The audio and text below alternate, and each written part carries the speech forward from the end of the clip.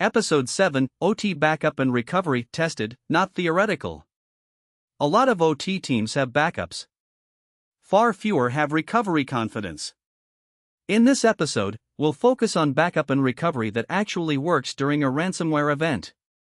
Start by separating backup from recovery. Backup means data exists somewhere. Recovery means you can restore safely within a required time window. You need both.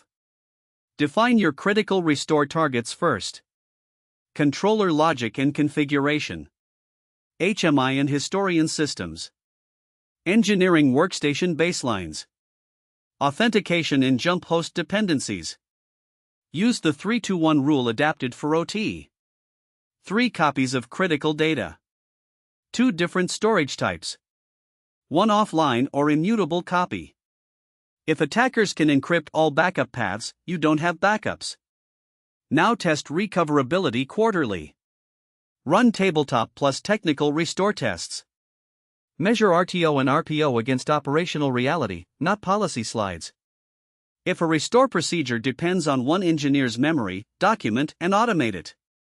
Protect backup infrastructure itself. Separate credentials from production domains. Use MFA for backup admin access. Block direct backup management from user subnets. Log an alert on backup deletion or retention changes. In incident mode, follow recovery order. Contain first. Validate clean restore sources. Restore minimum viable operations. Then expand services in controlled phases. Do not rush full restoration without confidence checks. 3 quick wins this week. 1. Identify your top 5 OT restore dependencies. 2. Verify at least one offline or immutable backup path. 3. Run one practical restore drill and capture timing gaps. If you want the OT recovery drill checklist, comment recovery.